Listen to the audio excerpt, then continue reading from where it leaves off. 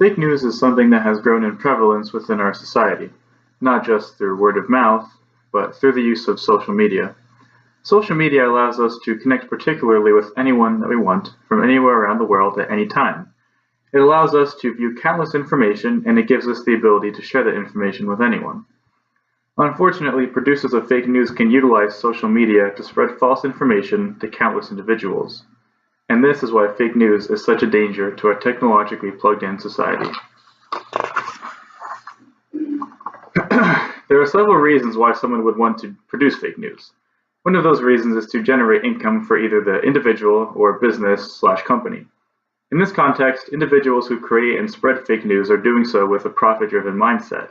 They want their stories, which are typically interesting and odd to read in nature, to reach as many readers as possible. They will post their fake news to different websites, particularly their own, to generate ad revenue as well.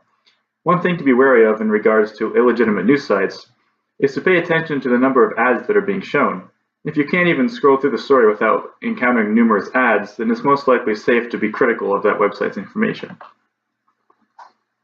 The second traditional reason for producing and spreading fake news is to pursue propaganda. Individuals who create and spread fake news in this context are normally doing so to pursue an agenda for political reasons. Normally, far-right conservative news outlets create fake news from conspiracies.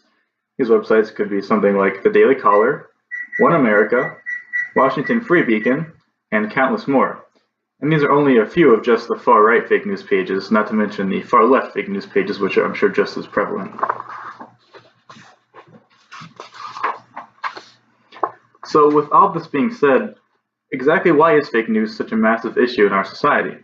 Maybe it seems harmless to read a fake news story and take it at face value, but the facts are that even accepting fake news limits your control of the media and the messages in which you receive.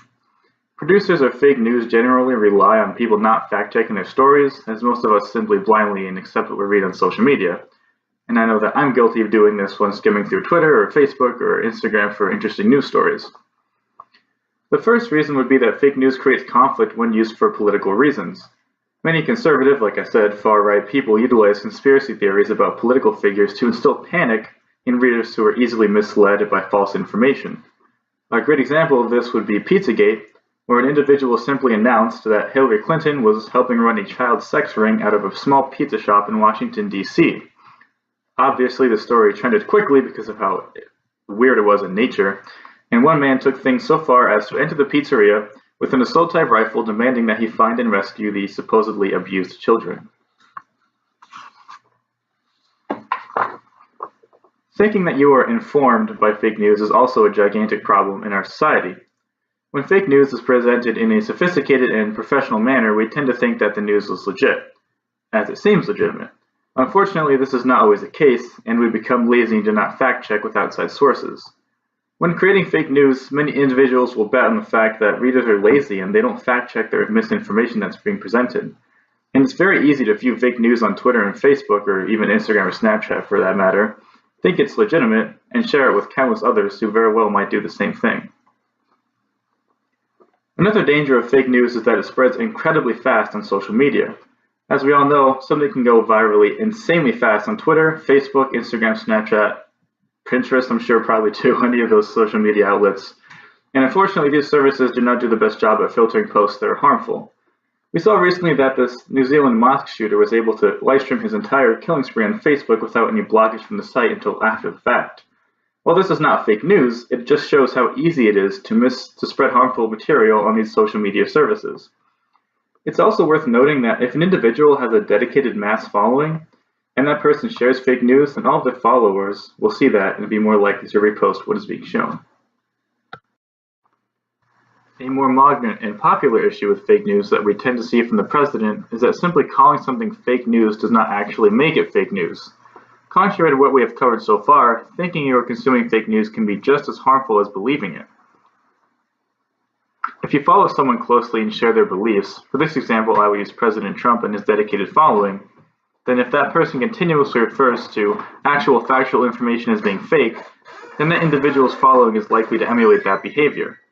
This can lead to missed facts, updates on world problems, and a bias towards actually trustworthy news outlets. While fake news in itself can be potentially harmful, It is the way in which it is spread that is the most harmful. Take, for example, Pizzagate again. Because of the popularity which the conspiracy story gained, a man took it so far in believing it that he barged into a small pizza shop with an assault rifle. In regards to our brains as well, the Swedish philosopher Peter Johansson stated that unseen forces can heavily influence our decisions. This means that sometimes when we read something, we are subliminally inclined to believe the information if we are biased towards it.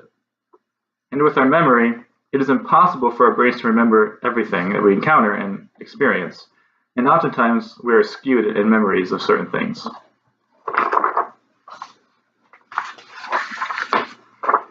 Building off of what was mentioned before, our brains are not the most reliable sources of information. As Charles Tart mentions in his book, Waking Up, a skilled hypnotist can actually cause individuals to remember events that have never happened to them, which is absolutely insane. So when it comes to deciding what is and what is not fake news, our minds can be deceiving oftentimes. This is also where what is known as confirmation bias comes into play. As Louis Von states in his novel, Concise Guide to Critical Thinking, we are more likely to agree with something at face value that fits in with our beliefs, and vice versa, this being that we do not look for contradicting evidence if what is being presented to us fits in with our beliefs in the first place. And this is where conspiracy theories tend to shine. If there is an incident that we want to believe was caused by some great political figure who is a Democrat per se, and we are a conservative Republican, then we are more likely to agree with what that conspiracy theory is saying. This is also the reason why I believe President Trump has so much power over his public that follows him so strongly, is because they will traditionally follow his beliefs blindly. In our society, with the numerous social media platforms that we have to utilize daily, fake news is becoming quite a threat. We have countless ways of creating it, spreading it, liking it, and reposting it, and the lines between what is fake news and what is real news are becoming increasingly blurred with the advancement of technology. But our job as smart media consumers is to take what we see not at face value, but to dig deeper and look into research on information in the news. We need to make sure we are more aware when simply scrolling mindlessly through Twitter, or Instagram, or Facebook, and be on the lookout for the numerous red flags of fake news. While fake news is running rampant in our modern society, we can begin to uncover the sources and misinformation that fake news spreads by remaining media literate. Thank you.